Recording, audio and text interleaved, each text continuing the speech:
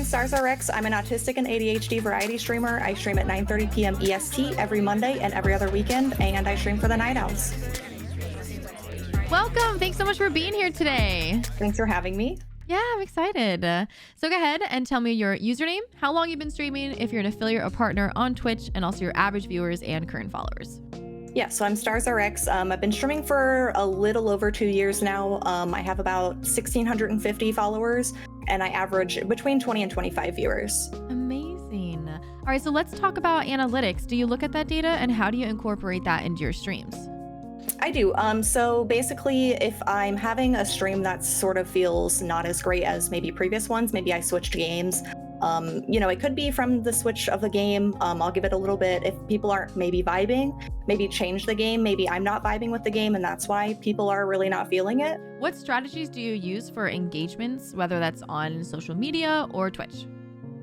So I use going live notifications in my Discord. And then I have like a unique redeem I would consider I have a crystal collection. As you can tell, I like crystals.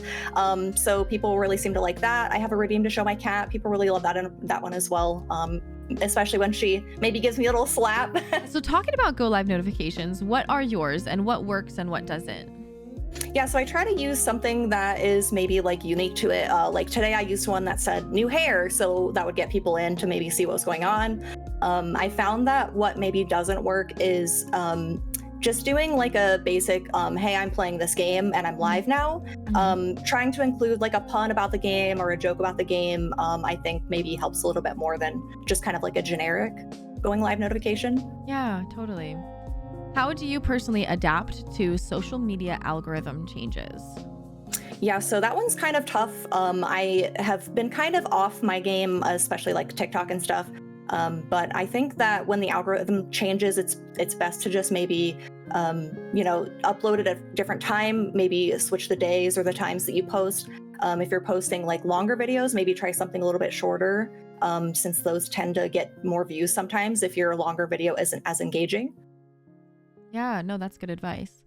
What tags do you use for your channel? So I found the tags that work best for my channel are the autistic tag, which I was just diagnosed in October, so that's new for me. The LGBTQ tag, the bisexual tag as well. I found that the autism tag has been bringing in a couple of trolls, but nothing terrible. There's been like one or two since I started using it a couple months ago. Just an easy ban. It's rolls off the shoulder. How do you get creative and stand out from the rest? Yeah, so I try to have my my redeems, like I said, to show off a crystal. People really seem to enjoy that, especially like if someone is newer to the channel and one of my regulars redeems it. They seem to really like that, as it's just something kind of interesting that I haven't seen anyone else really have. And then I try to have I try to set myself apart by having not like as chaotic of redeems. So like a lot of people have chaotic sound redeems, which I think is fun and it's great for other people. But like for myself, I have a lot of sensory issues, so I can get overwhelmed really easily. And I think that I'm trying to sort of dumb that down and not have as many like wacky loud alerts, and hope to sort of cater to maybe people who are autistic or ADHD or any of that neurodivergent type. How do you make friends with other content creators and possibly collab with them? Yeah, so I like to try to raid new people sometimes. You can find new friends that way, or even asking a regular for a recommendation sometimes, and just finding a new friend that way. But yeah, I feel like that really helps. Sometimes you can find a dud here or there if you don't kind of scope them out beforehand. But in my experience, it's been pretty great finding new people that way. Yeah. So think back to when you started streaming to where you are right now. Is there any one thing that kind of changed it all for you?